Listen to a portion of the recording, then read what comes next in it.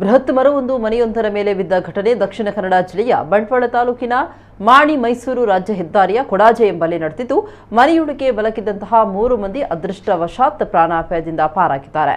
ಕೊಡಾಜೆಯ ಅಪಾಯಕಾರಿ ತಿರುವಿನಲ್ಲಿರುವಂತಹ ಸಂಜೀವ ಶೆಟ್ಟಿ ಎಂಬವರಿಗೆ ಸೇರಿದ ಮನೆಗೆ ಘಟನೆಯಿಂದ ಭಾರೀ ಹಾನಿ ಸಂಭವಿಸಿದ್ದು, ಈ ಮನೆಯಲ್ಲಿ ಬಾಡಿಗೆಗೆ ಇದ್ದ 3 ಕಾರ್ಮಿಕರು ಯಾವುದೇ ಗಾಯಗಳಿಲ್ಲದೆ ಪಾರಾಗಿದ್ದಾರೆ.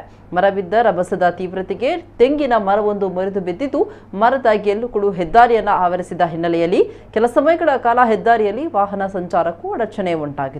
ಘಟನೆಯ ಸುದ್ದಿ ತಿಳಿತಾ ಇದ್ದಂತೆ ಮಾಣಿ ಗ್ರಾಮ ಪಂಚಾಯತ್ ಸದಸ್ಯ, ಪಾಣೆಮಂಗಳೂರು ಬ್ಲಾಕ್ ಕಾಂಗ್ರೆಸ್ ಅಧ್ಯಕ್ಷ ಸುದೀಪ್ ಕುಮಾರ್ ಶೆಟ್ಟಿ ಅವರು ಸ್ಥಳಕ್ಕೆ ತೆರಳಿದ್ದು, ಸ್ಥಳೀಯರ ನೆರವಿನೊಂದಿಗೆ ಬಿದ್ದಿದ್ದ ಮರದ ತೆರವಿಗೆ ಸಹಕರಿಸಿದರು.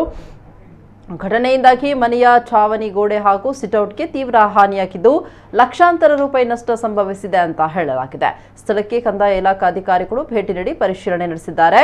ಇನ್ನು ತಾಲೂಕಿನ ಅಮಟಾಡಿ ಗ್ರಾಮ ಪಂಚಾಯತ್ ವ್ಯಾಪ್ತಿಯ ತಿಮ್ಮಕೋಡಿಯ ಲೀನಾ ಕ್ರಾಸ್ತಾ ಇವರ ಮನೆ ಭಾರಿ ಮಳೆಯಿಂದ ಸಂಪೂರ್ಣ ಕುಸಿದು ಜಖಂಗೊಂಡಿದ್ದು, ಹಾಗೂ ಲೊರಟ್ಟುವಿನ ದಿವಂಗತ ಎಫ್ರೇಮ್ ಸಿಕ್ವೇರಾ ಇವರ ಮನೆಯ ಕಾಂಪೌಂಡ್ ಕುಸಿದು ಮನೆಗೆ ಹಾನಿಗೊಂಡಿದೆ.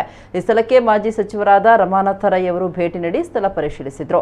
ಈ ಸಂದರ್ಭದಲ್ಲಿ ಬಂಟ್ವಾಳ ಬ್ಲಾಕ್ ಕಾಂಗ್ರೆಸ್ ಅಧ್ಯಕ್ಷರಾದ ಬೇಬಿ ಕುಂದರ್, ಪಿಯೂಷ್ ಎಲ್ ರೋಡ್ರಿಗಸ್, ಪುರಸಭಾ ಸದಸ್ಯರಾದ ವಾಸು ಪೂಜಾರಿ ಲೊರೆಟ್ಟು, ರಿಚಾರ್ಡ್ ಮೆನೆಜಸ್, ರಾಕೇಶ್ ಡಿಸೋಜಾ, ಕಿರಣ್ ಪಿಂಟೋ ಮೊದಲಾದವರು ಉಪಸ್ಥಿತರಿದ್ದರು.